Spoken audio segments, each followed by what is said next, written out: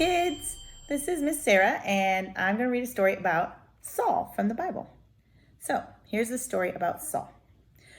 After the walls of Jericho fell down, God's people lived in a land that God had made for them. Pretty soon, they decided they wanted a king. The first king God gave them was a man named Saul. He was an obvious choice to be king. He was strong and brave and tall. God used a prophet named Samuel to guide Saul. Through Samuel, God would tell Saul what to do, and Saul would do it.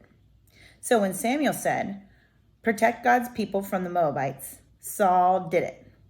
And when Samuel said, "Protect God's people from the Edomites," Saul did it. And when Samuel said, "Protect God's people from the Ammonites," guess what? Saul did it. Now remember, Saul might have been strong and tall and brave, but he didn't win battles because of all of that. He won battles because he listened to God. He won battles because God was with him. God was with Saul, even when it was hard, even when God's people were being attacked, even when the armies around Saul were stronger and bigger and taller. They still won because God was with Saul. But Saul got to thinking that he was winning all those battles because he was strong and he was brave and tall. And Saul stopped listening to God. One day, the prophet Samuel told Saul, "Protect God's people from the Amalekites." And Saul did, but he did it his way, not God's way. Even worse, he did things that God told him not to do. He kept animals for himself and even built a statue of himself saying, "Look at me, I won this battle because I was strong and tall and brave." God was very sad about all this, so he sent Samuel to say, "Saul, God was with you, but you stopped listening to God. And now God has decided that you can't be king anymore.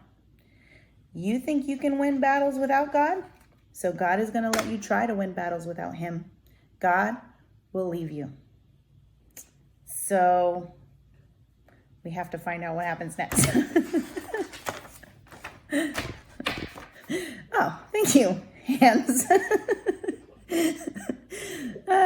Saul remained king for a while, but everything that Samuel said did come true eventually. God left Saul, and everybody could tell.